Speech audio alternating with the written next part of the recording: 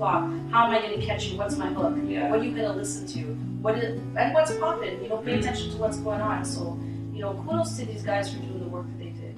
You know what, laying the foundation reminds me so much of like stocks or Bitcoin or a relationship even, or as I was talking about cooking. Yeah. Just like you need to start somewhere. And I feel like the beginning of the pandemic when everything was hot, you could find a way to adapt. Yeah. That initial step of finding that entry into adaptation is what related to what it is now. Yeah. So it is because you have the snooze, shock you of lose. yes. You know? I think so. I think yeah. to some degree for some people it is you snooze, you lose now. Yeah. If you're trying to jump on it, then you need to find something else to do to make it brand new and different because But it's not the end. No, you know, never. Still keep pushing, even though, you know what, better late than never. Yeah. You know, don't just give up. Like, if you have dreams and stuff, don't just stop. If a relationship is a little bit rocky here and there, Yeah. no, keep trying. You have to. And you know, Yeah. I remember seeing a podcast a few years ago when I was first starting my radio journey, and it was Jester. This is Jester, DJ. And he was being interviewed, and something he said to me, which always stuck to me to this day for motivation, and it was, you know, if you're going to copy somebody, it's a form of flattery,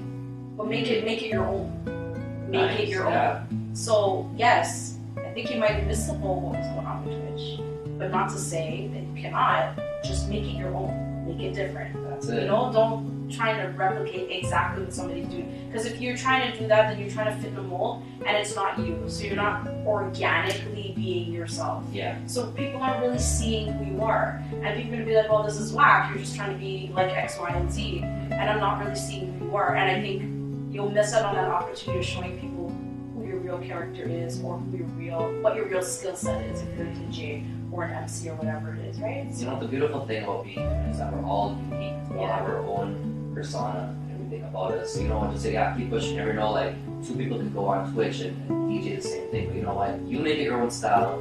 You do your own thing. Yeah. You know, Talk a few things on a mic. Yeah. Say a little That's something it. to people. Give away some, whatever it is. Like, you have to find your own path, and that's why what Jester said always stuck with me to this day. And I'm like, okay, I'm not going to be ashamed to copy somebody's style, but I'm going to make it my own. Exactly. And I mean, for me, it was a little different because the whole MCing as a female, and there just was, I didn't really have a lot of people to look to. I did I did try to talk to somebody who was in the industry as an established MC, and the response I got was, "Oh, you're doing just fine. Just keep doing what you're doing." And I'm like, no tips, no nothing, no. Yeah. And to this day, that person has never helped me.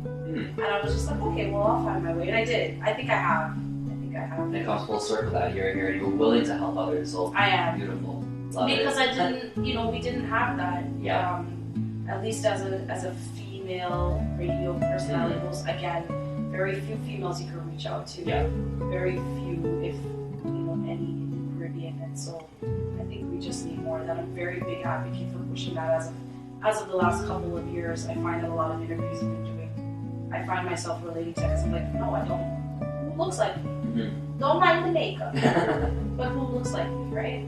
Like, who's out there that I can say I'm going to go approach them and say, I need some of your help, I need your guidance, I need your tips.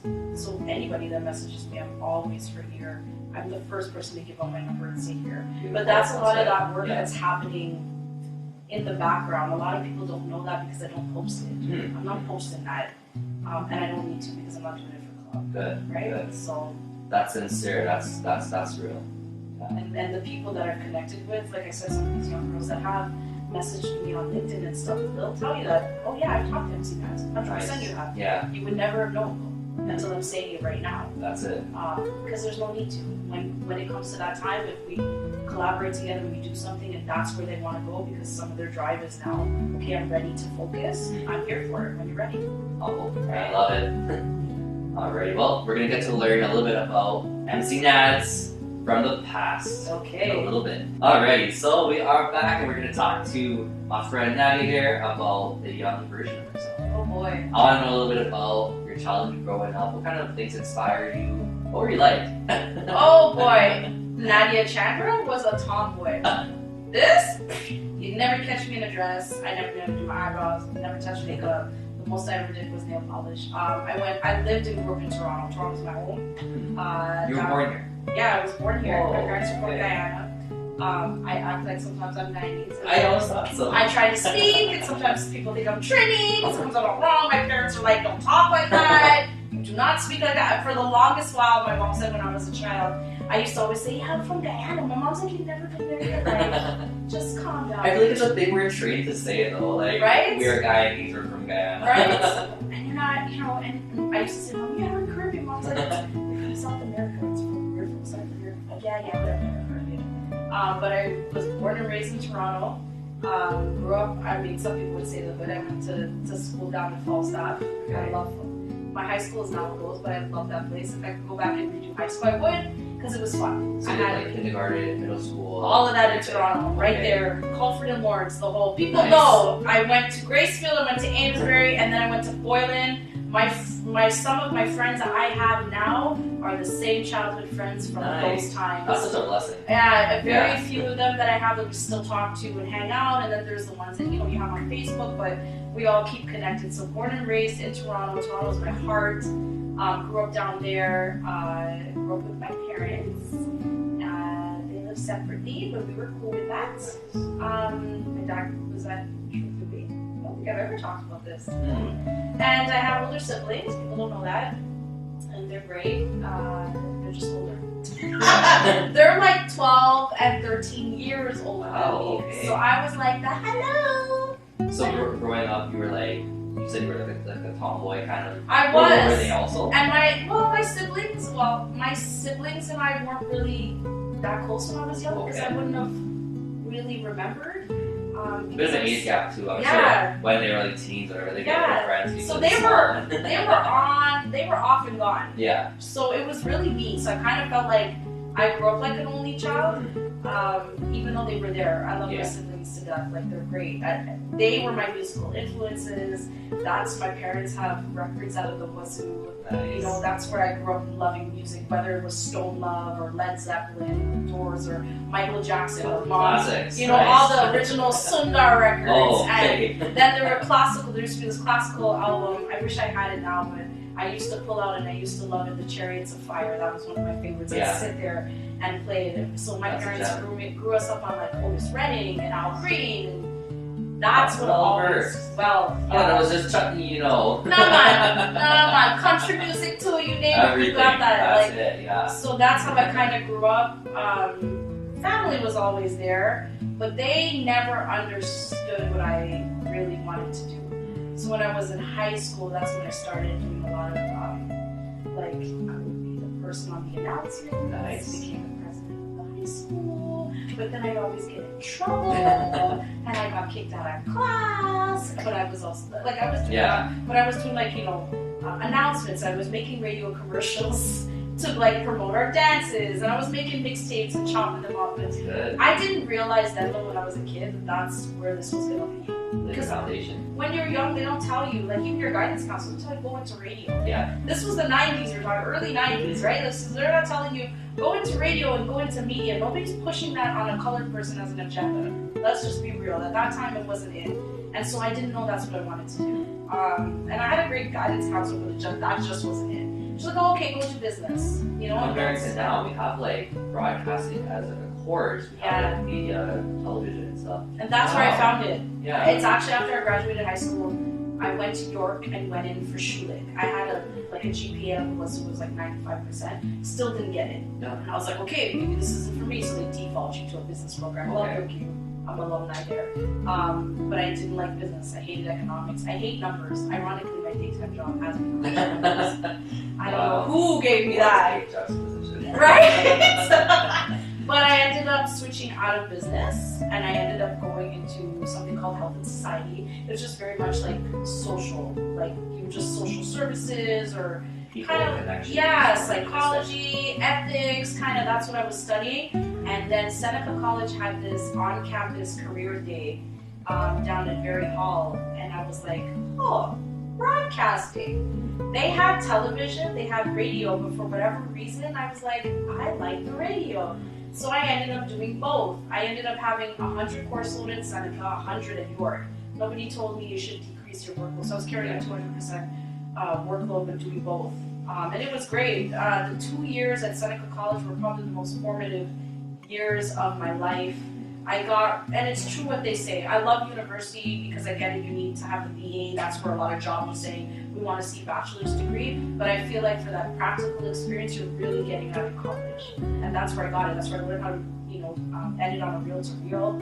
That's where I learned how to present as a radio broadcaster. Super authentic. It was, a reel-to-reel, like who does that? Yeah. It was so cool. Big up Jim Carr, he's the coordinator there and still is at Seneca College. I ended up graduating from Seneca being valedictorian for my class, which was really cool.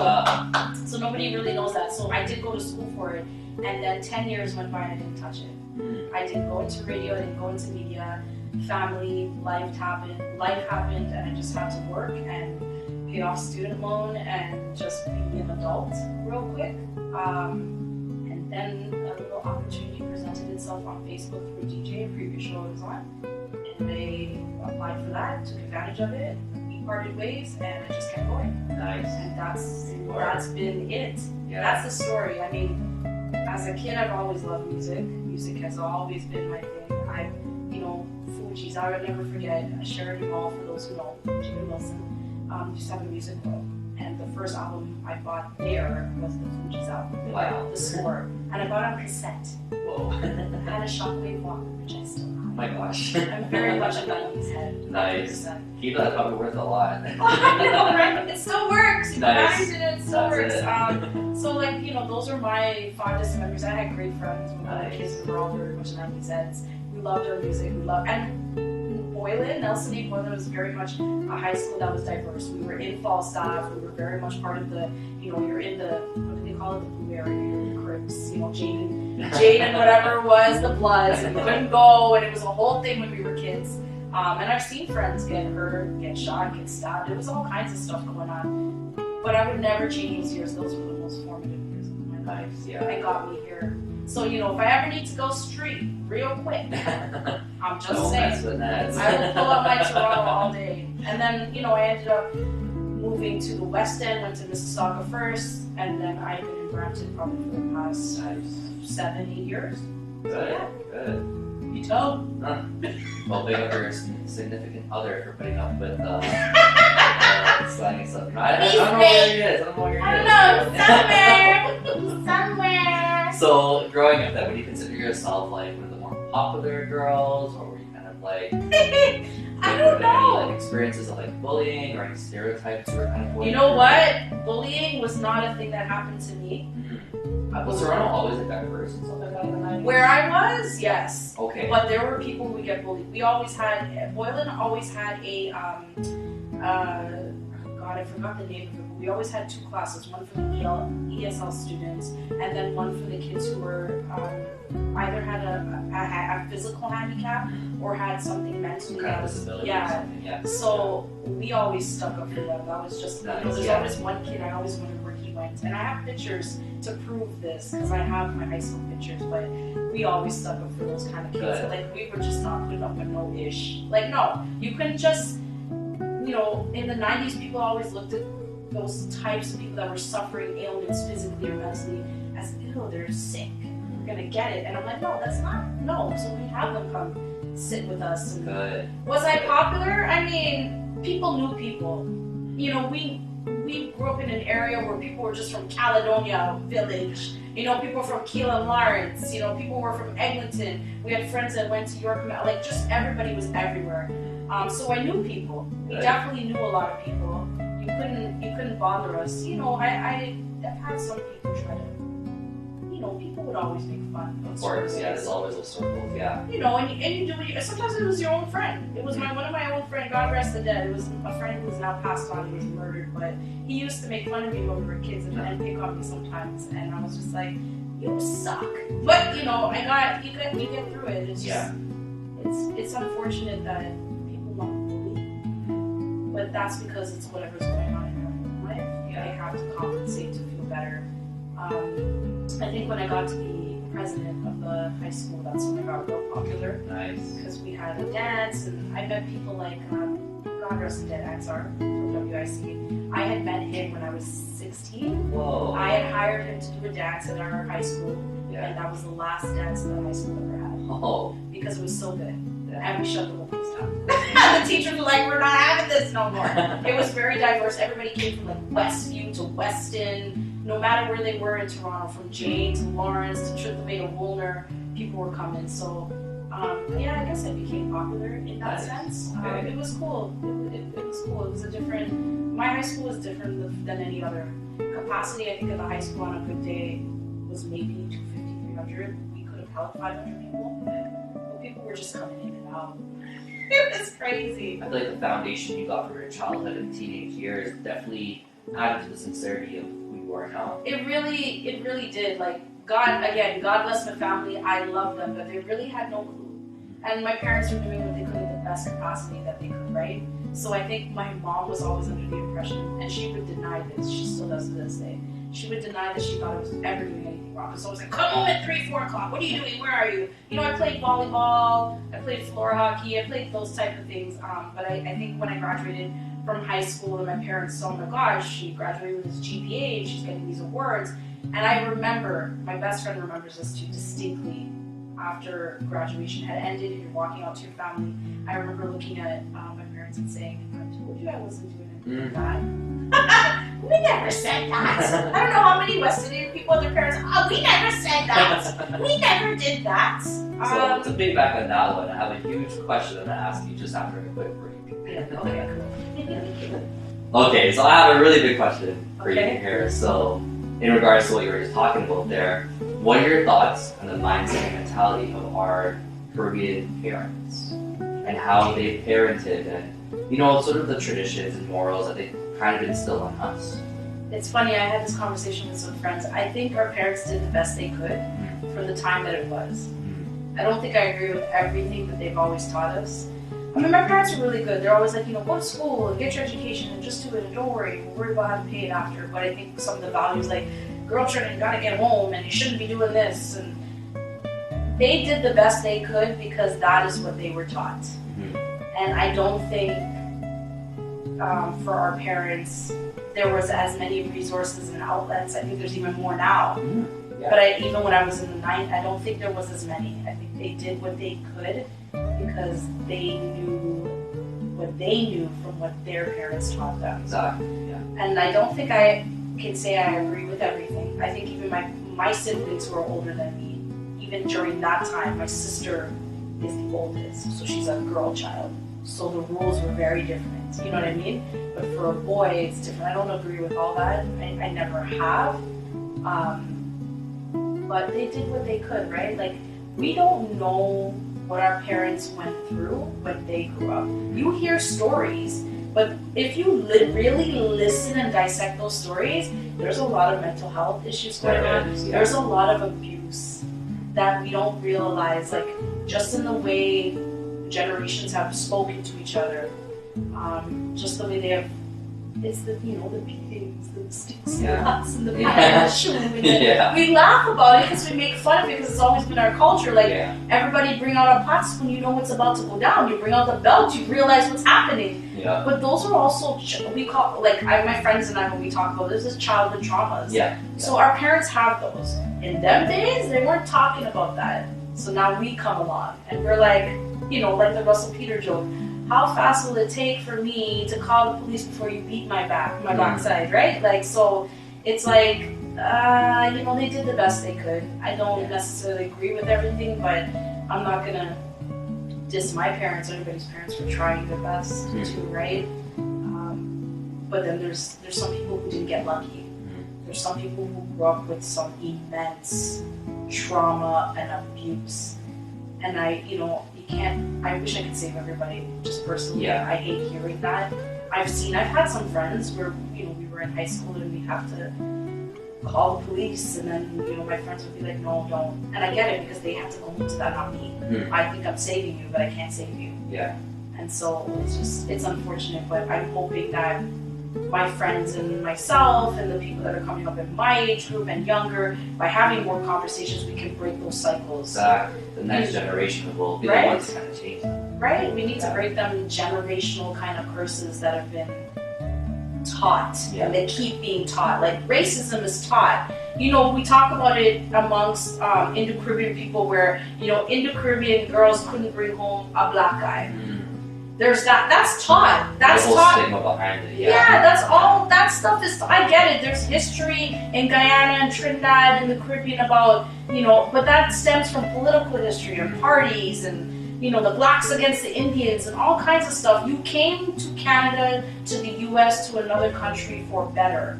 Why are we still teaching that? Yeah. And a few years ago, I had that conversation with one of my good friends from high school, whose younger sister was dating a black guy, and I said, why are you perpetuating that? What do you get from that? Your sister loves a boy who's in school with her and they're in love, so what? Let her go through her experiences. He bleeds the same that we do. That's it, yeah. So what's the point? And I said, where are you coming with that? Like, why would you come up with that stigma? You weren't even born back home. Like, where are you coming with that? So, I don't agree with everything, but I think our parents did the best they could. And that's what it is. It's like we take all the things that our parents have instilled on us, and like the masculinity, huge thing. Like you're talking about the girlfriend thing. Like I have my sisters, I have my girlfriend, whatever, and even friends who are girls, and I hear about this all the time from them that like they can't do things the way that guys can. Doesn't matter the age, doesn't matter the education, doesn't matter what status they are. Just because they're a girl, they have to be judged differently. I'm like, what? Like, it makes no sense. It's such a weird thing, and it's really scary knowing that like they fear walking out by themselves even because they don't know what's gonna happen. So it's really scary. And I think too, those childhood traumas, they instill that fear in us, right? And then you start carrying that with you everywhere you go, and we shouldn't have to. We should not. We should be able to walk out and hold our head high and say, I'm going to come home, my parents are going to be okay. So, I'm hoping we break that as we continue to grow. I know I will. I know my friends will. My circle of friends will. I know you will. And I think some of our parents are understanding that. And I think them too, they're realizing, well, I did the best I could that I knew I could do at the time. I get it. And I've had those conversations with my own parents, right? Because I think all parents, I'm not a parent yet, but I'm understanding from all parents that you will always have regrets. You do the best you can. There's no handbook. There's no handbook to tell you how to do it. Everybody has their own unique experience. Yeah, you've got to figure it out, and that's what our parents were doing based on what they were taught. And imagine their parents and those who came, because remember those cultural nuances, they came and traveled with them when they came to the West, right? So that's a whole thing to unpack. It's an interesting question, but that's kind of my take on it. Yeah. What's one really good attribute that was learned from your parents? Oh man, hustle. Hustle. My parents were hustlers. I'm not even gonna lie. My brother was a hustle. Whatever you needed to do to get what you needed to get, you hustle it. That doesn't mean stealing from anybody. That doesn't mean thieving. It just means hustling. If you want something, you have to work to get it. You weren't given. I was not born with no silver spoon. We were not a rich family. I wish we were, but we weren't. Life happens. You make choices, and it is what it is. But definitely the hustle. I got it from them. So in regards to like just motivation and the aspect and essence of what motivation and inspiration is, what are some beliefs you have regarding that? What are some things that you've sort of grown with throughout life to become inspired? Oh man, that's a heavy question. And I think for me, it's just always been, it comes from that hustle. It's weird, I don't even know how to explain it. It's like, I know what my parents did to make sure we were okay. At least I was, because I lived with my parents as the last child. So it was just me. And the baby of the family. The baby of the family. And my siblings got a different upbringing than I did. Definitely. But we weren't rich. That's crazy. It's like you live with your siblings and you're all still together, but like we still experience that family so differently. I found that so mind-blowing. Isn't it crazy? It's the same blood, same mother, same father. Everybody came from the same belly. That's it. But still unique. So different. And times change, right? Parents, they have to, especially with my siblings being older, they have to learn to change.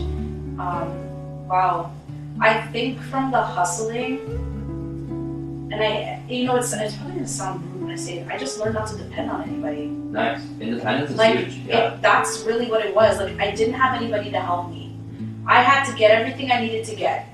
My dad tried his best, my mom tried her best, and my siblings did what they could when they could. But we just weren't, we're a close family. We always knew we had to do it ourselves. And that's always been my childhood. I think that's what's brought me here. Like, nice. You can ask. My mom always says, it's a simple question. You're either going to get a yes or you're going to get a no from somebody. If you need help or something. Right. And if you're going to get a no, just keep it moving. And so I've had to learn how to just do things for myself. I've been through some things because I've made my own choices in life, and I've learned from that. I've been through the ups and the downs, and that goes with friendships and relationships. And it's just the hustle has shown me that I can't depend on anybody. I need to depend on myself, and I need to just continue pushing myself. Otherwise, I'm not going to get what I want. That's it. Because I know what I want.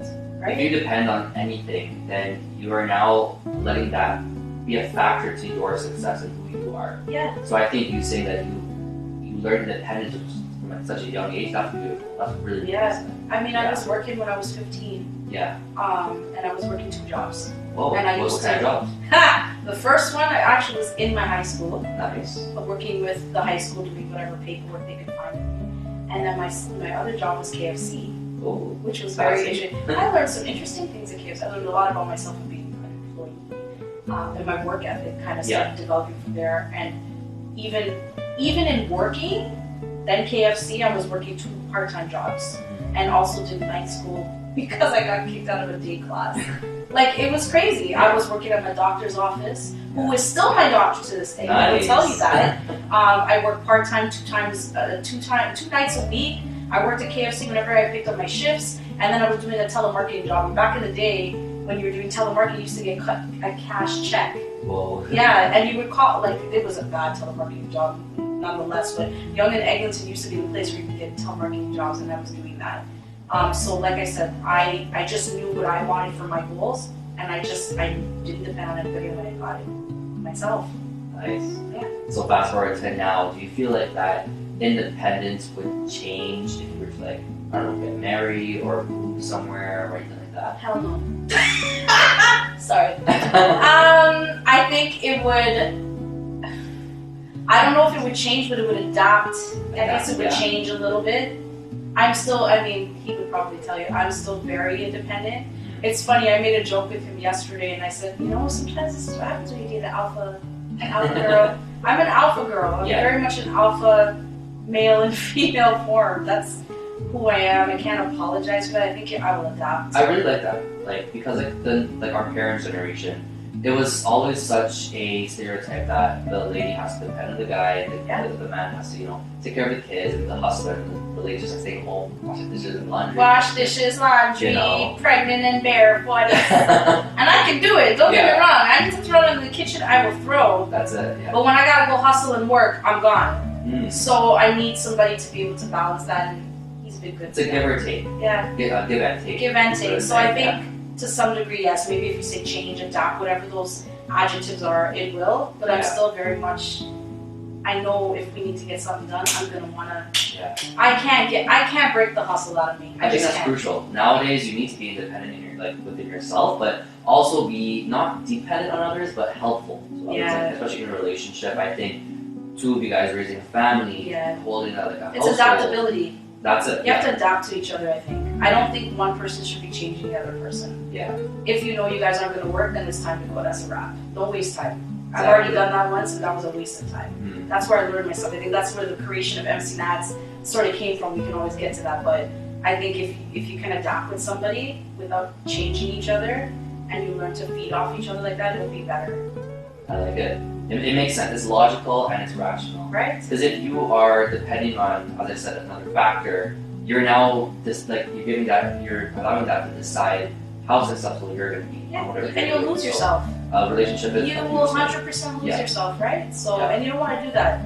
I almost did that once. I'm not going to let it happen again, right? So I don't think it's fair to yourself to just lose yourself at this age for everything you're working for. That's not fair. That's not fair to the other person, because the other person's not really getting to know you either, right? Exactly.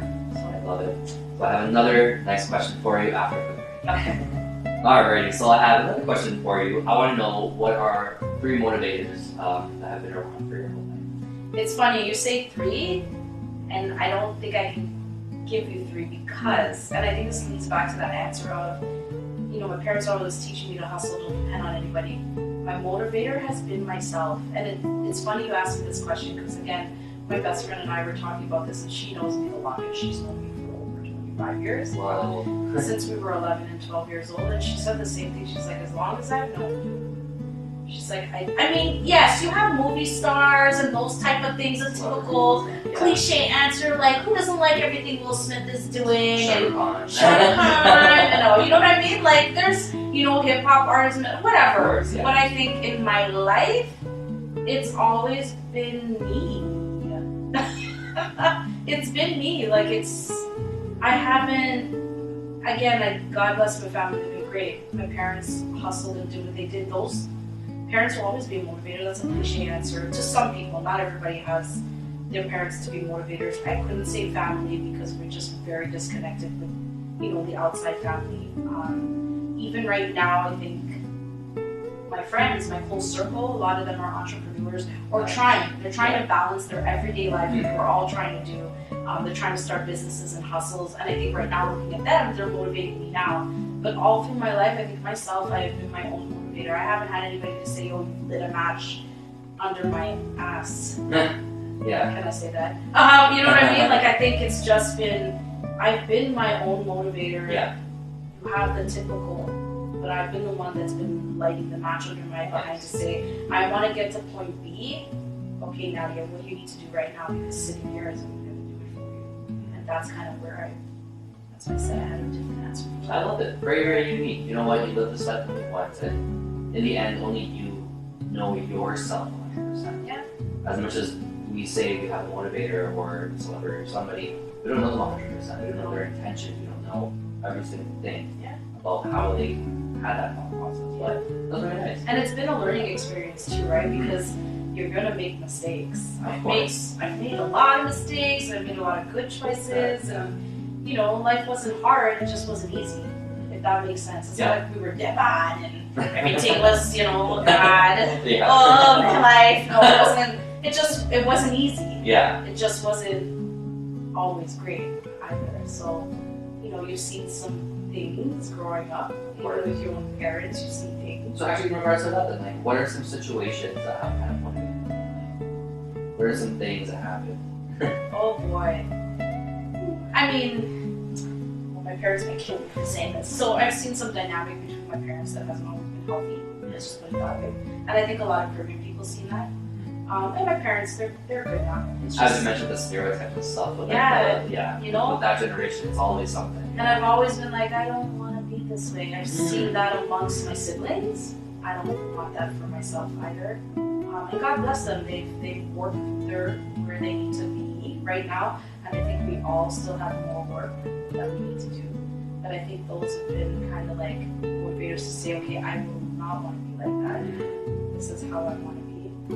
And I see some very positive, reinforcing relationships with friends that I do have that have been together and they've just had good lives. And it's like, okay, that's good to have around. You feed off that type of energy. I'm very much a feed off energy type person. And there's been experiences even within the media industry where, I've worked with somebody where it's gone sour real quick, and I learned from my own mistakes of that, and I do acknowledge it, and I have, and those have been very interesting to learn from as well, how to be better from that.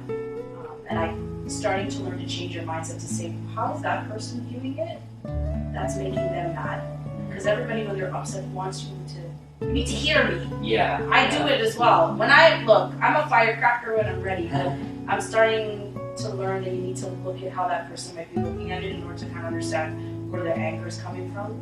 And then there's part of me that I'm just like, okay, from these experiences, there's some things I just have to block out and turn off to protect my own peace, so I can just keep moving. I don't know if that answered the question. It's good. No, I like it. I think with the West Indian community as well, I think communication is always something that's trying to happen. It's lacking. We don't talk. Comprehension is what's missing. Oh, I think both. Yeah. I think we lack. We might be getting better at the communication, but words are words, eh? But people will just pick out what they want to hear and go with that and keep it. And I've been guilty of that, so I'm not going to sit here and think I'm some person. I've been like, oh man, sometimes I'm flying off the handle too, right?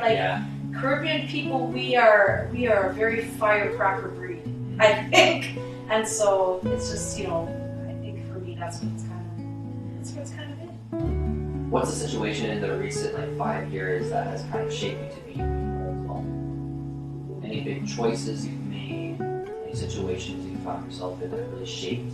Yeah, I had and I don't want to give the situation weight because I don't think the person deserves that kind of credit, but I think a past relationship I was in that turned out to be really heavy, and I wasn't doing MCNadzzz then, but I was on the cusp of it. Okay. I was blogging, anybody who Googles Real Talks, you'll see this old blog that I had, and if you read it, there were some dark things that were going on, but I kind of enjoyed reading it now, because I see who I was then and where I was on the cusp of going and how lost I was at that time, saying, I want to do this thing, but I need to get rid of this. Yeah. And so that situation was very dark and heavy in all respects of a relationship that it could be. There was physical abuse, there was, verbal abuse, there was all of that. And I think I'm not going to wait the person to say it was all them. I should have made a choice to leave, but I was also reacting to that. And I think that for me, it was a pivot point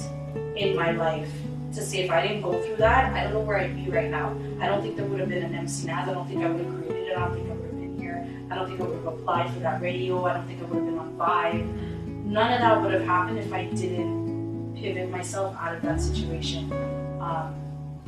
And I think for me, that's where that comes from. So not to give the situation weight, Of course. or the person, because God bless them on their journey. But if that did not happen to me, I don't know where I would be right now. Me and you would have never met. This would have never happened. Yeah. So for me, that learning experience was very much what brought me here. And it's been interesting. It's been a journey, and I've learned so much about myself. I lost friendships even during that time. I gained back some of those friendships. I've reconnected with people that I disconnected with out of choice. I learned a lot about myself. Nice. So, and I'm still learning, but Of course, yeah. I mean, there's some people I'm sure in my past would probably say, "Oh, MCNadzzz was crazy." Yeah, probably, 100%. But situations make you crazy because you made the choice to stay in it or be in it, and so that's what's gotten me here. I feel like throughout life, any negative or positive experience that you go through kind of shapes you anyway. Yeah. As long as you find the will, you find the way to go through it. Yeah. That's the main thing. You gotta have. And that's the hardest part. Yeah. It's finding the will in you to say, I have to. Some people can't. Yeah. We talk about domestic violence within the Caribbean community. Some people can't find their way out of that. And I don't know how to help those people. I don't know what to say to them because my journey would be different from theirs. Of course, Whatever will they can pull out of themselves. And some people say, well, it's not easy. I've got kids and I'm married. I get it. You have to find something because if you continue staying into that, then you're teaching your children now the same cycle, I think. Yeah. And you don't want to. Because I remember sitting in the situation, I remember calling my sister saying, oh my God, this is just like when we grew up. I'm not doing this. So that's, and I think if ever I had to relive my life, I would relive it the same way, with the same experiences. I have no regrets. I think all of that needed to happen for me to get here because I feel good where I'm at now, You feel like you've done something. Yeah. Build the foundation. If you went through life and it's just like, oh, rainbows, sunshine, yay. Yeah. You wouldn't be the person you are right now. Yeah. Right. And then I think everybody needs a story. Yeah. Oh yeah. Everybody needs some kind of experience, and it doesn't mean your experience had to be heavy, because a lot of people say, you see these things on social media, and I guess people when they're trying to be creative, are like, man, I don't have any heavy. You don't need a heavy, dark story. You just need a story. It's your story. Own your story. Own your story and just grow from it. Own your story. Love it. But you have to, and I have no regrets. Nice. If all of it needed to happen again, I'd do it all again. Maybe some little minor changes, but I'd do it all again for me to sit right here in this moment with you, so that people can see this. Because I don't think I've ever shared any of this other than with my tight circle. Well, it's an honor. Yeah, It's an honor. Very, very inspirational for sure. And a lot of great points, great opinions being spoken here. So I'm sure somebody out there will definitely be touched by that. I hope so. And if anybody ever wants to say they want to talk, you're in a situation, you want to just read. I am the most approachable person ever. Just don't be dumb, because I hate dumb people. I hate people who've got no manners. Of course. Don't come to me like, oh, what's up, or hi. No, just say, hey, hi, Nadia. Come to me with a little, you're an adult. We're all adults. We know how to communicate. Let's communicate like adults. But I have no problem if there's anybody out there that ever wants to talk about anything. By all means, just message me. I'm very reachable. MCNadzzz, that's it. Now, one more question for you after a quick break. Okay. Alrighty, so our final question for you. All right. I want to know what was the time that you made the mistake that actually helped you to build a better situation. Maybe from a childhood, teenage time, recently, anything like that. To be honest with you, I think every day we make mistakes. Of course. I've had industry mistakes where I've had to learn to be better. I've gotten spoken to because of something I said on air. Flipped and shouldn't have said it. I've learned from that. As a child, you do things with your parents, you get told, you learn from that. Relationships, you have a bad relationship, you learn from that. I think every day we make mistakes, and if we're not learning every day from the stuff that we're doing, from all those little micro decisions we're making every day from the time we wake up, then I don't know what you do with your life. You know what I mean? That's so true. All the small habits that you have definitely equate to like a bigger picture. Yeah. So, I mean, if we're talking professionally for this question, there was a time where I was on air and I said something that was a word that I used that for our industry, not our industry, sorry, for our culture, for our people, it's a very heavy word. And I shouldn't have said it on here, but you're talking to your friends, you get you get so loose with the lips because everybody's using the slang, right? Like the N-word or the word or whatever. And so I learned, oh my God, I said it, didn't think anything of it, but somebody called in to the station and said, hey, this word was said, do you understand the cultural reference? At the time, I knew it. I know the heaviness out of the word. The word was cool. I said it on air. Yeah. And I understand that. But when I was saying it in the context of being with people on air and feeling hyped up, you don't think it because you're just using it. I no longer try to touch that word at all. It was a very keen learning experience for me because the fact that somebody called in and I had, the station when I was in my infancy with Vibe, when it was still CHRY before it changed over to Vibe, and management talked to me and I had to get sort of reprimanded. So it was a week of me not being on air at the time, and I was just trying to get my feet wet. So I really learned from that I need to be more cognizant, of your audience, and when you're talking, I need to be more aware of, what we're saying amongst our friends that you wouldn't say outside. You shouldn't be saying it at all. Or if you're having those conversations with your close group, family, friends, and you're saying these words, then talk about what that word means. And for me and even my friends and family, we're having more conversations about the word and the heaviness around it. So professionally, there was that experience that's made me a lot more cognizant of researching when I say something. Yeah. Or if I'm talking about a story, I really need to get the facts. I'm very, very careful about what I post and how I post it. I think that's what makes me different. I said this to somebody that called me the other day. I could probably have 10,000, 15,000 followers if I stripped naked and did. It's not who I am. It's not my being. I don't want to promote that. And I'm not dissing anybody who does it. By all means, that is the culture. I get it. Kudos to you.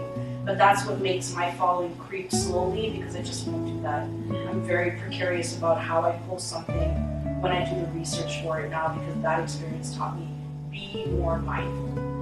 You don't know who you're talking to.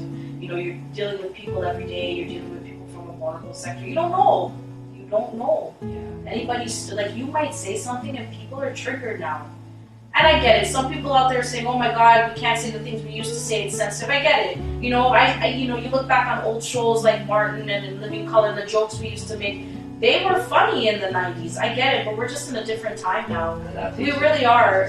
And I'm a child of the '90s, so sometimes I'm like, "Oh my God, why can't we just joke about this?" It was lighthearted. Yeah. But I understand that it triggers people, and I'm in a position where I'm in the public, and I need to be very mindful of that. So that experience taught me that. But overall, I think every day I feel like I'm still learning. Yeah. From decisions and from people, and just from I engage with you, we talk. Just anybody I'm talking to, industry-wise and friend-wise, even from their experience, every day I'm learning. So. That's good, and it's so true. It's every day, we're always learning all these little things. So and it never stops. No, it never stops. So you go from a child, you go from a teen, to an adult, and eventually seniors, and you're still learning. Yeah. You're never gonna stop. In your old age, you're learning additional wisdom, Yeah. and somebody young is gonna come along and teach you something and tell you, yo, Grams. Oh my god. I can't imagine the day when somebody calls me Grams. Oh, God. I get auntie now, which is, it's funny because for me, I've always been an auntie. My nephew is only 7 years younger than me. Yeah. So, and because that's the age difference of, so I've always been an auntie since I was 7 years old. So when people Yeah. say it now, I just laugh. I'm like, yo, what's up? What's up? So it's not, you know, but yeah, as we get older, we're gonna probably, we're gonna dish out some advice, but we're gonna still be learning. Learning never ends. Yeah, for sure. On that note, I think I've gotten all my questions out. I'm really happy with everything that I've learned. I want to end this with maybe one quote that has come up in your life that you found some solace in. Oh boy, I don't think there's any specific quote. I think for me, it's just Or anything that you live by, I don't know. just keep grinding. Be mindful of how you're feeling, though. I think that's my new thing right now. Keep grinding, keep hustling. You've got to want to work for what you want. Otherwise, you're not going to get it. If you think it's just going to come to you, and like, you know how you see these affirmations like, click this and you will get $100 million in your bank account, and affirm that. I get it. It's good to have, I'm always about the positive vibes. Mm-hmm. Stay positive, be positive, because what you're projecting is what you will attract. But you also got to do a little Jay Shetty. I learned it from him. Nice. You can't just expect to stay positive and everything's going to rain down on you. You got to do a little work for it. Yeah. And that's what I'm living by right now. Work, keep your hustle up, and also stay mindful of how you're feeling. Because if there's a day you need to pause and stop, then pause and stop. Yeah. I do it now. I pause and stop. I don't pick up the phone. I don't touch it. I don't want to talk to nobody. Because I just want to be in my own for a minute. So that's it. Keep grinding, stay positive, but make sure that you're being mindful of yourself. Mindful. Well, definitely something that we need to remember exiting the pandemic now, going into normal life too. Yeah. Still remember to take those breaks, but still work hard. Yeah, still work hard, because it's not just gonna come to you. How do you expect to win $1 million if you don't play the lottery? Exactly. Right? So play the lottery. Put the efforts out. Yeah, that's it. Well, thank you so much again. This was such a pleasure speaking with you. Thank you. I wish you all the best and stay safe. You too. Bye guys.